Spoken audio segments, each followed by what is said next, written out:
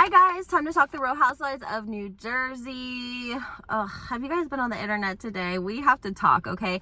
I have some more details about all of the alleged bank transactions between Joe Gorga and Joe Giudice, the alleged transactions, even though there's documents, because I had some people that had a lot of questions about how he could have used the house for collateral and how this loan works, etc., etc. So I have those details.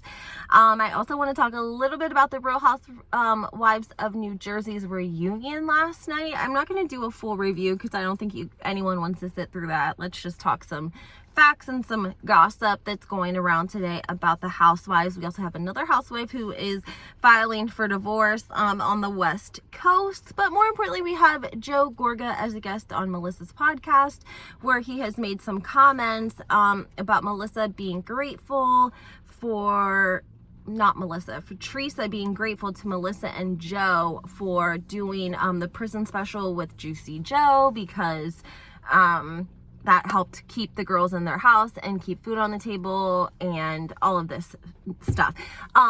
So before we get started, hit the like button, make sure you subscribe to my channel, put your notifications on. You never know when I'm going to be dropping a video. These housewives are crazy. It could be any hour, day, of night. So if you don't want to miss it, turn those notifications on. Secondly, definitely in my car, guys. I work and I have a baby, and this is like the only place that sometimes I can get away to. And sometimes I'm on my lunch. So I don't get paid for my YouTube channel. I'm not big time. But if you want to send a superstar, you can. Anyways, let's get started. So Joe Gorga, Joe Giudice, we talked about this in a 2-part series. I broke a little bit of it down to try to get to the core of where all of this conflict and deep rooted hate for the Gorgas and the Giudice. They have a love-hate relationship. So some of you had questions regarding the documents about how Joe Gorga could have used his parents' house for collateral. So I'm here to give it to you guys, right? There are documents that basically show that before 2006, okay, Joe and TERESA's parents had no debt. They paid everything off and they retired and they lived within their means. And this was not an uncommon thing for people of their caliber who moved here as immigrants and worked hard, and they didn't want to owe anyone, and they had everything paid off. Now in 2006, it looks like Joe Gorga's dad sold him the house for $1. That's what's on the deed. There's an option for a quick deed for family, friends, and that's how you can kind of pass property amongst family without paying taxes. So they listed it as $1. Now, I told you guys this, there was a third signature on that deed, and it would have been a witness and a notary. And that signature on the actual document is Frank Catania. Now, let's fast forward, guys. We know that Frank Catania was a real estate attorney, but we also know that he was disbarred a couple of years ago. He didn't tell Dolores until the reunion. And now this deed shows up from 2006 where Joe Gorga's dad is selling him his house for $1. So it's Joe's dad's signature, Joe's signature, and Frank Catania's signature. And that's how he was able to put that house up for collateral.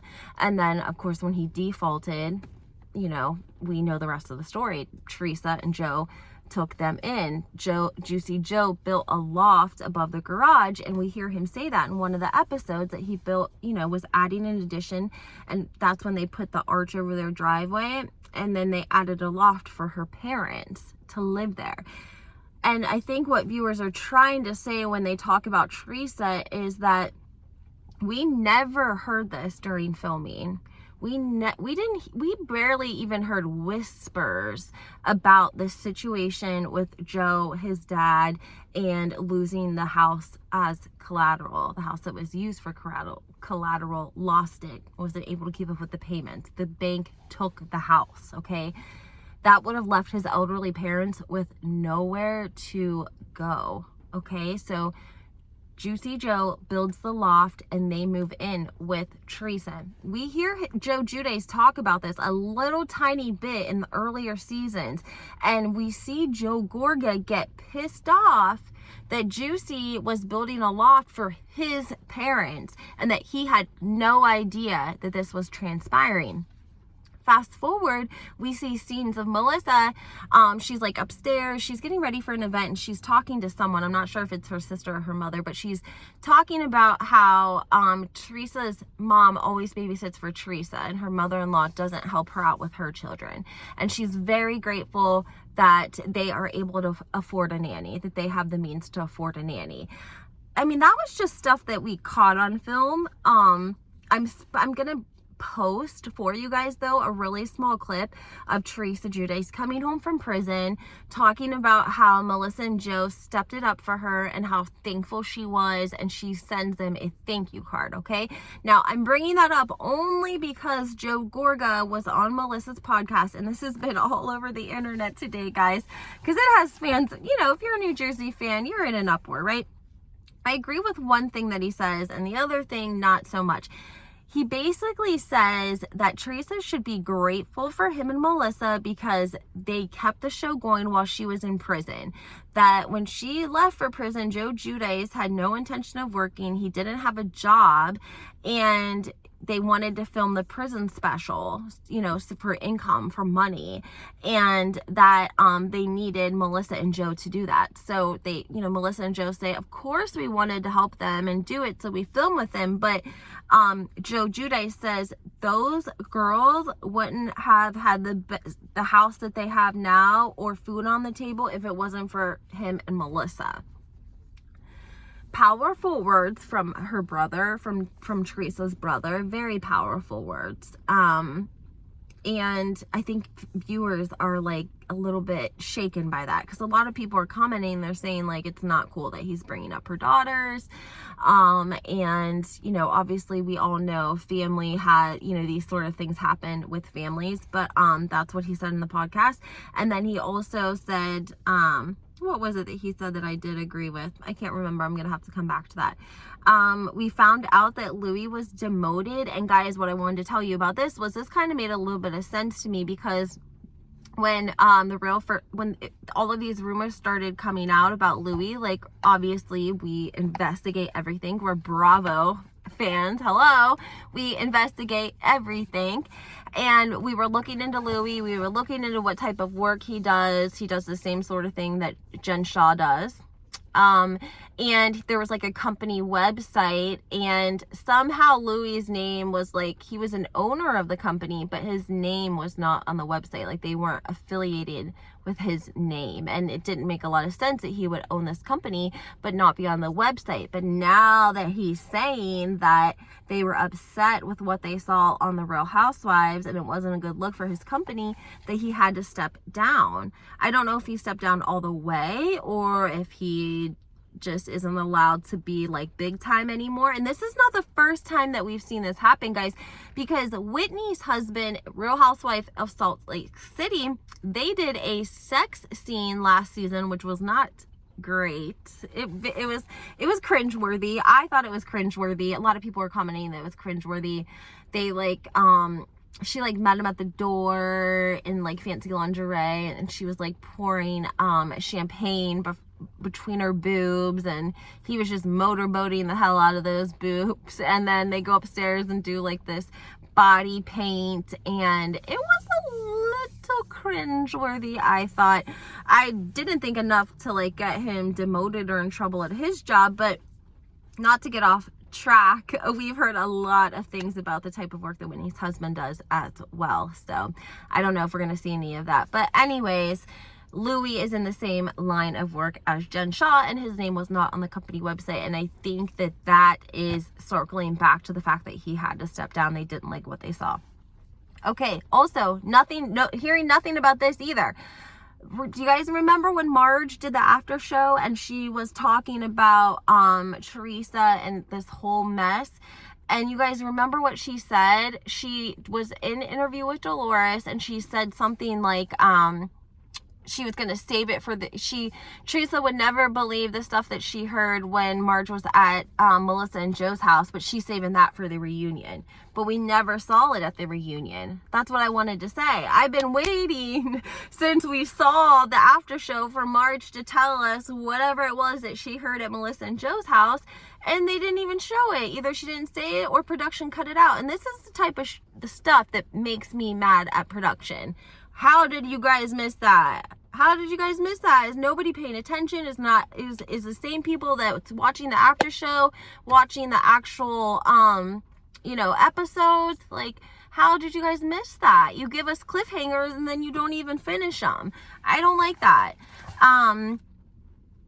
Also wanted to say that, in the post that Teresa posted where she said that she was, sorry to her brother, he didn't like the post or acknowledge it. And then also want to tell you that we never saw Tiki's wife at the reunion at all, like in any footage, not one time. And we know that she went to the reunion because she posted photos on her Instagram in like a dressed in the reunion and taking photos there. And she should have posted them. She should have known better. She should have been able, if she was at the reunion, she knows like what she was involved in. And if it wasn't drama related, she shouldn't even have posted it, because now she looks, I'm sure she doesn't feel great. I'm sorry, I don't want to say that she looks bad, but it does look kind of bad that you were dressed and went to the reunion and like they didn't even show you not one time. So ladies, if you're new to any franchise, take a note.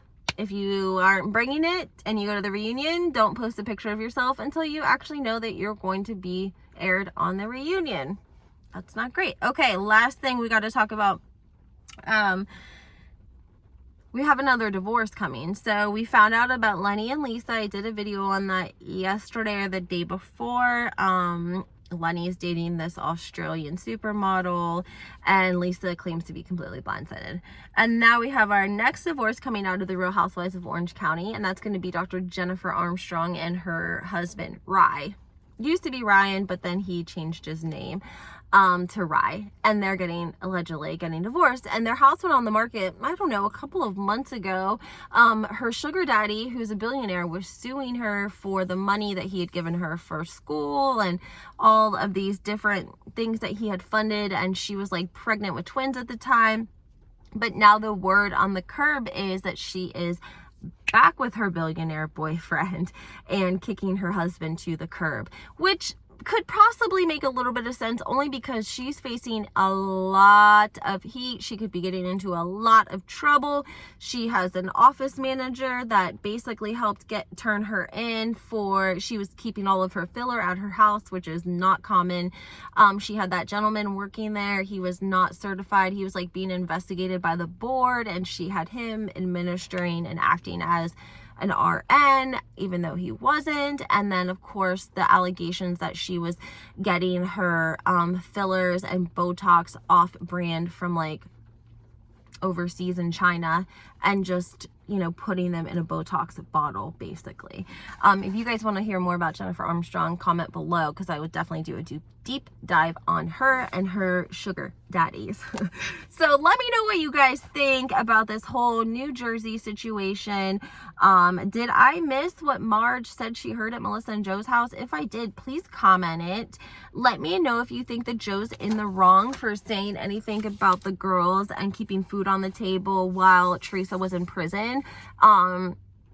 Make sure you watch this clip that I'm going to post next. It's like going to be one of those short, because it's a real short clip, and it's Teresa thanking and sending Joe and Melissa a card after she got home from prison because they had done so much for her. So make sure you guys make sure you comment, and hopefully I'll get something else up for you guys today. Still working on the House of Hilton though. I know I got some people waiting. I'm going to give it to you. So